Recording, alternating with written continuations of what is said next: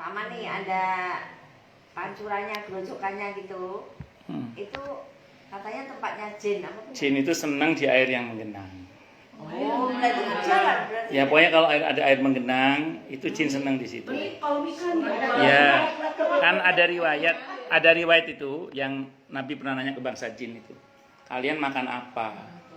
Kami makan daging yang tumbuh dari tulang bekas makanan manusia.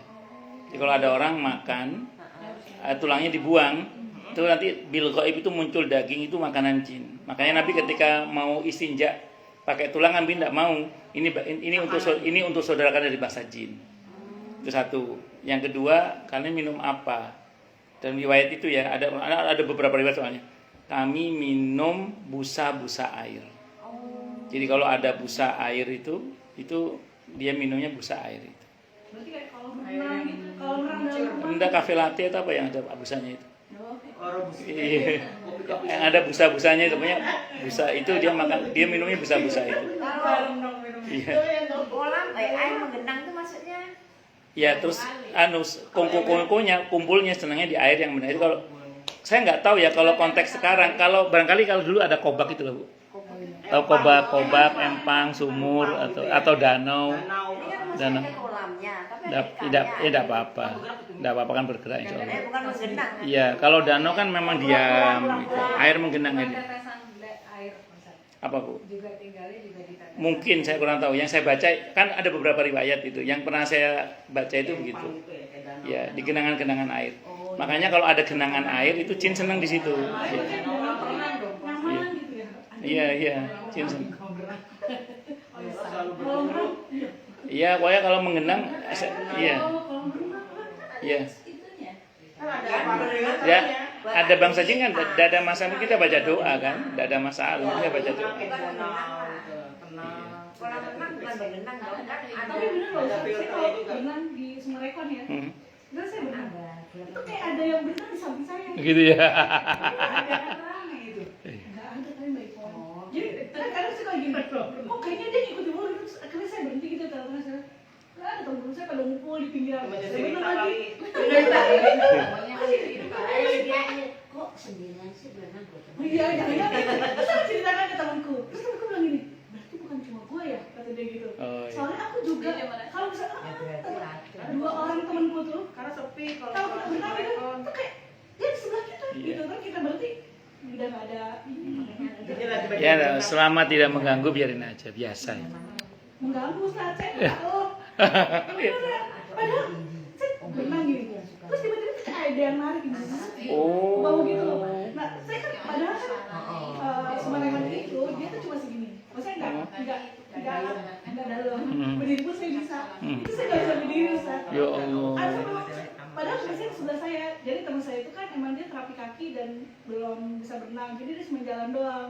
Terus dia ngeliat gini, Endah gaya renang apaan tuh kok begitu gini-gini. Ya Allah. Kalau 5 menit saya benar-benar Ya berusaha Allah. untuk keluar gitu. Ganggu kalau itu ya, itu bisa ganggu itu. Terus kata itu gaya apa sih? Gue kalau tadi gue Ya Allah. Jadi kayaknya itu deh. Jadi lain kali kalau masuk ke situ Ibu, salam. Iya. Assalamualaikum ayyuhan nabiyyu wa rahmatullahi wa barakatuh. Assalamualaikum wa ala ibadillahi sholihin. Baca doa. Assalamualaikum juga ya Ustaz ya. Ya, kalau ada orang sih assalamualaikum, kalau nggak ada orang assalamualaikum. Pertama ke Nabi dulu assalamualaikum di tahiyat itu. Assalamualaikum ayyuhan nabiyyu wa rahmatullahi wa barakatuh. Assalamualaikum wa ala ibadillah. Biar kita terhubung kepada Allah, kepada Rasulullah, baru kita salam kepada orang ya makhluk-makhluk yang soleh yang ada di situ. Jadi kalau ada yang nakal-nakal biar diusir sama yang soleh-soleh itu.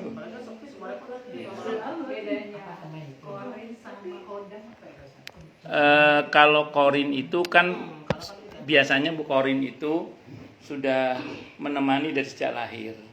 Kan ada hadis yang menyebutkan setiap anak yang lahir itu sudah diikuti oleh malaikat dan jin, setan dari bangsa jin. Maka Nabi pernah ditanya kan, kenapa bayi yang baru lahir itu nangis? Karena di punggungnya ditusuk oleh setan dari bangsa jin sebagai tanda permusuhan. Jadi sejak lahir memang sudah ada jin yang mengikuti, namanya korin. Fungsinya kalau malaikat untuk membimbing dia, kalau korin untuk menjerumuskan dia. Fa'alhamaha fujuraha wa taqwaha. Nah, kalau khodam itu biasanya dicari. Kalau khodam, ya dia dicari Bu. Jadi gini misalnya, ada orang nyari khodam supaya apa? Supaya jadi penglaris, supaya jadi daya tarik. Itu khodam dicari, bisa ya bisa jimat, bisa susuk, bisa apa saja, tergantung apa yang dia lakukan. Tapi yang pasti dia memang mencari perewangan. Kalau bahasa Jawanya khodam kan, kalau bahasa Jawanya perewangan, memang mencari. Bisa juga, tapi kebanyakan sih nyari di luar itu biasanya. Jadi tambah kuat aja setannya itu nanti. Kalau korin itu benar nggak sih konsep yang benar-benar menyerupai kita? Bisa, karena dia kan yang tahu betul kita. Makanya kan kalau ada maaf orang meninggal, terus ada yang gentayangan, pastikan itu jin. Ya pastikan itu jin. Jangan diyakini sebagai orang meninggal itu, karena itu fitnah itu. Tapi korin itu membela kita kali ya, Sir? Tergantung. Enggak. Korin itu malah suka bujuk-bujuk yang Tergantung. Kalau korin malaikat iya. Kalau iya ada dua. Iya, jadi korin itu ada manusia, ada jin. Sebentar, saya buka di ayatnya aja. Iya, kirain korin itu yang Seperti ada hati dua orang yang berbicara dalam hati ini dia nyatu lagi. Sebentar. Iya. Jadi kalau di gambar kayak film tuh ayat tuh lagi setan. Kebanyakan nonton ya. Benar, kayak film zaman dulu ya. Iya kayak film zaman dulu kan tuh ada dua setan sama bersayap sama bertanduk. Bertanduk iya. nek mengikat bajunya putih. Iya, merah itu kalau merah kalau itu. Mukanya merah. Mukanya merah tanduknya. Tapi emang gitu kali ya? Iya. Emang gitu kali penampakannya. Kalau orang busuk kan enggak. Kenapa? Saya tahu emang penampakannya seperti yang digambarin orang tuh merah, bertanduk gitu. Kuat lagi. Beda-beda lah. Ya jelas nggak ada yang tangkap. Itu cuma imajinasi manusia aja. Ya mungkin pokoknya gambarannya orang Jawa itu kayak gitulah gitu gambarannya. Waktu yang aku pernah tuh merah doang itu nggak ada tanduknya.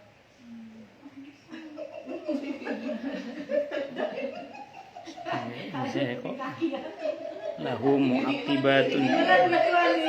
Kaki masih kuat. Ini mulahu muaqibatun min baini yadayhi wa min khalfihi. Ar-Ra'd ayat 11 itu. Ar-Ra'd ayat 11 itu. Lahu muaqibatun min baini yadayhi wa min khalfihi yahfazunahu min amrillah. Jadi ada malaikat-malaikat yang Allah tugaskan untuk mengelilingi manusia itu atas perintah Allah untuk menjaga manusia itu. Ar-Ra'd surah ke-13 ayat 11. Ar-Ra'd surah ke-13 ayat 11. Jadi ada malaikat-malaikat yang Allah tugasi untuk menjaga manusia itu dengan perintah Allah. Jadi ada qarin dari bangsa malaikat, ada qarin dari bangsa jin. Yang dari bangsa jin, nah 11 ayat 11. Dibaca terjemahnya, Bu. Ketemu enggak, Bu? Ayat 11. Ya, Ar-Ra'd surah ke-13. Ya baginya, Pak. Baginya manusia ada malaikat yang selalu menjaganya bergiliran. Iya. Dari depan dan belakangnya. Iya. Mereka menjaganya atas perintah Allah. Iya, itu namanya qarin dari bangsa Dari bangsa malaikat. Jadi dia baik. Ya, kalau dari bangsa jin itu setan namanya. Suka. Ya, kecenderungannya ke kiri. Iya. Ayat 11. Ketemu Ivan. Kayak gitu. Kayak waktu saya SMA. Nggih. Di rumah mbah gitu kan, mbah saya tuh Hmm. ngelarang apa gitu, saya ngelawan gitu, terus mbah saya tuh kayak kesel. Nah terus tahu-tahu saya lihat kok dia ada di ruang tamu lagi duduk gini, ruang tamu itu gelap. Saya langsung merasa sedih kan, mbah. Nenek saya tuh gitu, lalu saya udah bikin mbah kecewa gitu karena saya dilarang malah ngelawan gitu. Nah terus pas aku nengok lagi kok nggak ada, terus tiba-tiba aku dengar suara mbakku di luar. Siapa berarti? Masuk ke luar kan, terus gue bilang, bah, tadi kalau tamu nggak mbak dari tadi sini ngobrol sama tetangga gitu. Oh gitu, aku lihat siapa itu benar-benar itu. Jadi saya pikir, terus kata mbak malah gini, makanya kalau dikasih tahu orang tua tuh nggak boleh ngelawan. Itu loh korinnya mbah, dia bilang gitu. Itu loh korinnya mbah, dia bilang gitu. Oh iya Pak, iya Mbak tuh dulu punya apa namanya saudara kembar. Iya dia punya saudara kembar tapi sudah meninggal. Ya mirip banget, jadi emang suka datang gitu. Kalau misalnya Mbak ngerasa kecewa tuh dia kayak muncul gitu. Kata Mbak sih. Jin Udah menyerupai. aku nih, takut. Itu kayak yang disebut Korin itu. Korin. Insya Allah korin. Ya bisa malaikat bisa jin. Kalau untuk menyadarkan ibu berarti itu malaikat mungkin. Malaikat itu bisa menyerupai Persis banget. Persis manusia atau binatang atau benda. Atau di kajian ilmu akidah itu malaikat bisa menyerupai manusia, bisa menyerupai binatang, bisa menyerupai benda bisa. Cara bedainnya, cara bedain antara misalnya sama-sama menyerupai orang itu bisa bedain itu malaikat yang menyerupai atau jin itu gimana Pak Ustaz? Kalau malaikat dalam bentuk aslinya ataupun penyamarannya dia nggak makan dan minum. Kalau nyamarnya dia makan minum berarti bukan malaikat. Satu yang kedua kalau jin kan hawanya panas, kan terbuat dari api. Jadi dan aromanya beda jin itu. Misalnya saya ketemu sama Bu Endah. Bu Endah sebagai manusia dengan Bu Endah, misalnya jin yang nyamar sebagai Bu Endah, dia kan bisa itu. Dengan izin Allah mereka bisa, jin bisa juga, jangan salah. Itu ilmu mereka tingkat tinggi atau memang semua bisa? Wallahu a'lam kalau itu. Tapi secara umum dalam ilmu akidah ya, jin itu bisa menyerupai binatang, bisa menyerupai manusia, bisa menyerupai benda juga sama kayak malaikat. Hanya bedanya karena dia bahan dasarnya api, hawanya panas dan aromanya beda. Aroma manusia beda. Maka kalau masih bau keringat berarti masih manusia. Gitu aja Kalau ya. ada baunya berarti Ya, kemungkinan ya baunya wangi atau apa. Ya, atau busuk. kalau misalnya dia panas. Iya, atau busuk baunya gitu. Itu jin kemungkinan gitu. Yang jelas karena dia bahan dasarnya api pasti panas gitu.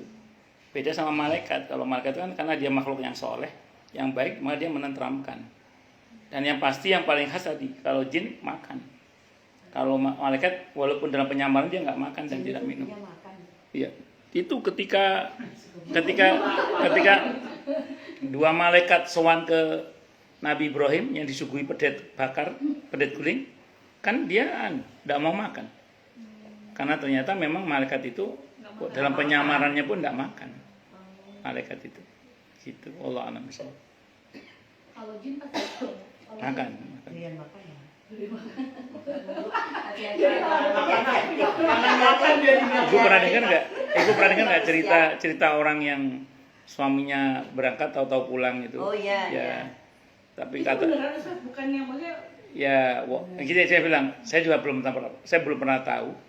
Kan saya hanya bilang wallahu alam. Merujuk pada cerita orang-orang itu yang pernah mengalami itu. Orang kita langsung ke saya, nggak tahu betul apa enggak ya. Saya juga nggak menyaksikan soalnya. Dia mengatakan tetap beda aroma suami sama aroma jin itu beda, walaupun sama, ya. Iya. Jadi aromanya beda, aromanya. Jadi kalau dia pulang malam-malam harus kita lihat tadinya napak nggak? kenapa? Udah tahu kalau itu saya. Tapi ya pasti aromanya. Aroma manusia kan beda Bu sama aroma makhluk itu beda. Wong bahan dasar juga beda.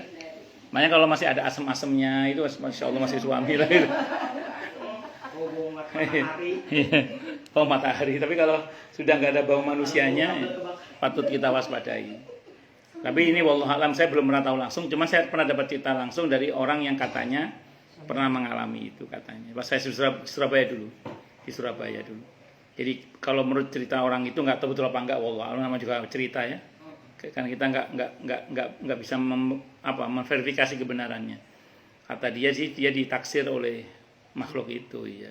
Ada dia terus dia sering datang menyerupai suaminya, tapi dia nggak tahu ini suaminya atau bukan dari aromanya itu. Kan rata-rata istri kan hafal aroma suaminya. Ya aroma manusia lah pokoknya. Kalau nggak aroma manusia berarti patut diwaspadai jangan-jangan. Dan yang pasti karena bahan dasarnya api, ya pasti beda kan. Api sama iya, pokoknya api sama ya.